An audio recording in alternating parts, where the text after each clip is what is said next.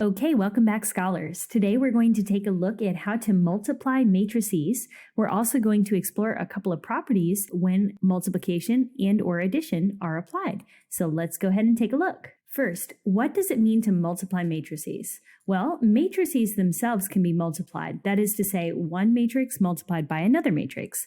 But this is not the same as multiplying a matrix by a scalar, which is what we saw previously. So this is not the same as taking a number such as -1 and multiplying it by a matrix itself. That would be a scalar multiplied by a matrix. What we're going to do here are cross two matrices, multiply one by another. So before we look at how to do that, let's look at why this might be useful. So in this example, I have two matrices. I've got matrix W, which is represented by one row with three columns. I've added some labels to the columns here that indicate unit, project, and final. And then below that, I have named for matrix W the weights of some specific categories of grades. Then over here in matrix G, notice this time I have 3 rows and only 2 columns. And this time I have the labels located on the left-hand side where I have a unit, a project, and a final. And these labels are apparently referencing grades themselves. Now, the story goes, a teacher assigns final grades based on a weighted system. Students are given unit tests, projects, and a final exam. So there's those 3 categories: unit test, project, and a final exam. The matrices, we're referring to W and G here, represent the grade weights, that's matrix W, and the grades for 2 students named Lex and Bev, and that's going to be located in matrix G. So without labels, think about how could you know whether the rows or the columns represent the students? Well, notice in matrix G, we've got 2 columns, and notice that we were referencing 2 students in our story. So since there are 2 students and there are 3 grade weights, it stands to reason that in matrix G, we could know, even without the labels, that the number of rows must refer to the specific grades, while the number of columns must refer to the quantity of students that we're talking about here. Okay, so what do you notice about the weights in the grade weight category? So let's go over here to matrix W and let's see what we find. Well, I see that the unit test is half of the grade. I see that projects are 30% of the grade and the final is 20% of the grade. And hopefully these all add up to 100% of the grade. So 0.5, 0.3, 0.2, they all add up to 1 or 100%. Okay, so that makes some sense in the context of this story. And so when we look at matrices, we always want to try to remind ourselves or reach back to the context. What do these numbers represent? What are the labels that I can apply to these numbers so I can interpret their meaning in context? Okay, so what if we wanted to calculate the final grades for each student? This will be our first example of multiplying 2 matrices. So you'll notice that I've brought over matrix W and then matrix G, but I've split matrix G into 2 different columns. I've got the first column, which represents the first student, Lex, and then I've got the second column, and that represents the second student, Bev, and we notice that we now have 2 different sets of multiplication. Now, if I were calculating this out by hand, think about the process we would go through. We would take the weight for the unit test, which was the 0.5, and multiply it by the actual score on the unit test, so 0.5 times 90. And then I would take the project, that's 30% of the grade, I'd multiply it by the project grade, that's 95. Then I would take that last part, which I believe was the final exam, the final exam, and multiply it by 75. I would take these 3 independent weights, I'd put them together, so I would have a 45, a 28.5, and a 15, and altogether the student's final grade is 88.5. That's their weighted average. I can repeat the same process for Bev. I'm going to take the unit test weight, which is half of the overall grade, multiply it by the unit test score, that's 80, and so 0.5 times 80, then I've got 30%, that was that project grade, multiply it by the 70, which is the project average, then multiply it by 0.2 for the final exam, times 85, and I have, again, my 3 individual weights, I put them together, a 40, a 21, and a 17, and Bev's final grade is a 78%, that's a weighted average. So you'll notice here in both cases that I multiplied the row, that is horizontally, by the column, that is vertically. And then again, row by column, and I added the individual products. So taking a look at our final matrix, we've got the 88.5 followed by the 78. We've got just one row here and two columns. The one row represents the one final grade for each student, and then the columns represent the two students that we have. Another important question to consider here, is an average the same as a weighted average? And hopefully you can see very clearly based on the way that we calculated this that the answer is no. An average, of course, is the sum of all of the items in the data set divided by the number of items in the data set, and that is not what we calculated here. A weighted average means that you essentially multiply the average for a particular group of scores, and you multiply it by the proportion of the overall grade that it represents. In this case, our proportions or our fractions were 50%, 30%, or 20%, and you could represent those as a decimal as well, 0.5, 0.3, and 0.2. So another important question that we have to answer is, does the order in which we multiply these matrices matter? And the answer is absolutely yes. The number of columns has to match the number of rows. For example, we had 3 grade weights and we had 3 rows of grades to correspond or match up with those 3 grade weights. Essentially, what we were multiplying here is a 1 by 3 matrix by a 3 by 2 matrix. Notice something important here. The inner dimensions, 3 and 3, have to match. The outer dimensions, the 1 and the 2, will tell us what our product matrix will look like. So if we multiply a 1 by 3 and a 3 by 2 matrix, yes, they are compatible with one another, and the result will be a 1 by 2 matrix. So to test this concept real quickly, we just calculated W times G. If we look back to our W and our G, could we have calculated G times W? Well, let's take a look.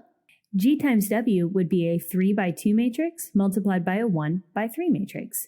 You'll notice that those inner dimensions do not match. And so the answer is no, we could not have performed this multiplication as G times W. So let's summarize a few of the things that we've seen so far.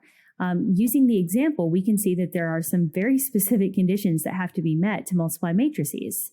For one thing, the product of two matrices is a whole new matrix.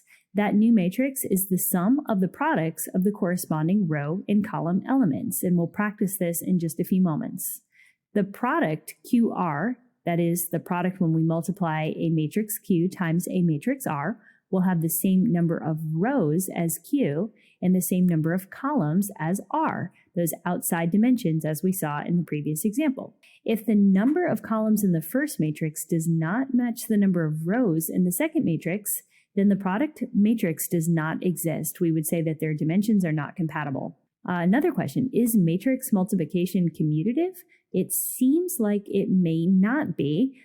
For the most part, we just saw an example where it is not commutative, but maybe we'll say this is to be determined. All right, so let's practice multiplying a pair of square matrices. Remember that a square matrix is a matrix that has the same number of rows as columns. So we're going to practice with matrix A and matrix B. They are noted here. And I've already color-coded some things for us to help us keep track of what is going on in this scenario.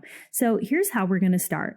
We are going to multiply the first row of the first matrix by the first column of the second matrix. So here's how this will play out. Notice where I've highlighted blue.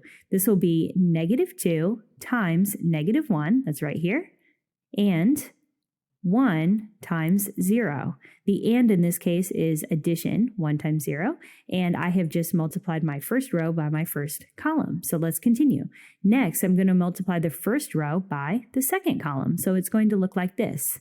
-2 times -5, that's right here, and 1 times 4. That and again stands for addition, 1 times 4. Okay. Next up, we're going to multiply the second row by the first column. This is going to be -1 times -1 right here, and plus it's going to be 0 times 0. That's right here. Last step, I'm going to multiply the second row by the second column. First thing I'll do, -1 times -5, that's right here, and plus I'll have 0 times 4, 0 times 4. Last thing I need to do is just simplify my product matrix. Make sure you are very careful with the signs and combining your like terms here. Your final product should be 2, 14, 1, and 5. Once again, just take a look at the color coding. All right, maybe pause the video and practice multiplying B times A. Now, you may find it helpful to rewrite B and A. Sometimes once I've color-coded a matrix, it's hard for me to see visually. Also, keep in mind that B times A may not be the same product as A times B. So perhaps you might like to write B over here on the left and write A over here on the right. That's fine. So you could use some extra space on your paper or your own scratch paper, but pause the video and then check my work against your work and see how you did. All right, so take a look now. Did we get 7, -1, -4, and 0? Hopefully so. Looking at this, we can see now that the commutative property does not hold for all square matrices. We can see here that A times B, this matrix, this product, is not the same as B times A, this product, or this matrix. However, we want to keep our options open. Maybe it's plausible. We have not seen an example of that yet, but we will keep our eyes open to see if there are special conditions that could facilitate that commutative property. All right, so let's test another property. Let's test the distributive property and see if that is true. Well, to test this, I'm going to use the very same square matrices that we've just worked with. So this is A and B from the previous example. I'm just going to write a simple distributive property statement, and that is A times A plus B equals, well, if I distribute this A, that's A times A squared, and then I've got A times B, so that'll be plus AB. Okay, first things first, we are going to have to simplify both sides of the equation. So we're going to have to find the product A times the sum A plus B. Then later, we're going to need to find the product A times A and add that to the product A times B. Let's start with the left-hand side of the equation. Let's simplify it. First thing, let's use our matrix addition properties and let's go ahead and find A plus B. So to do that, I'm going to look back to A and B. And again, I'm just going to add my corresponding elements in each matrix. So this will be -2 plus -1 and so on for each of the 4 entries. Your sum matrix A plus B should be -3, -4, -1, and +4. Now let's find that product. This is going to be A times the sum A plus B. So take a look. I just grabbed from the previous slide the matrix A, -2, 1, -1, 0. And then I have the sum, which is what we just found, in the second position here. Again, our multiplication here is going to be the first row multiplied by the first column. So this is going to look like this. -2 times -3, that's right here, and plus 1 times -1, that's right here. Again, first row, but now second column, so this will be -2 times -4, and add 1 times +4 right here. Second row times first column, I'll have -1 times -3 in the first entry, and I'll have 0 times -1 right here, second entry. Last one, I've got the second row by the second column. This will be -1 times -4, and 0 times 4. Make sure you are very careful with your signs.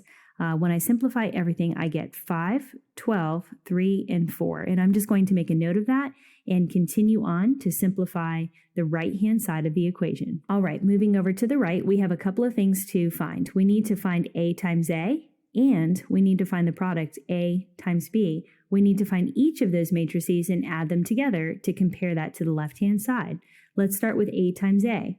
These matrices match one another, so as always, we're going to multiply the first row by the first column, so this would be -2 times -2, and 1 times -1. Second step, first row, second column, -2 times 1, and 1 times 0. Third step, I've got second row times first column, this will be -1 times -2, and 0 times -1. Last step, I've got second row, second column. This will be -1 times 1 and 0 times 0. Simplify all of your entries here. I've got 3, -2, 2, -1. Almost done. We've got to multiply matrix A times matrix B to get that product. First up, I'll have first row multiplied by first column. That'll be -2 times -1 and 1 times 0. Second step, I've got first row, second column. This will be -2 times -5 and plus 1 times 4. Third step, second row, first column, -1 times -1 and 0 times 0. Last step, second row, second column, -1 times -5 and 0 times 4. Simplify everything very carefully here. 2 and 14, 1 and 5.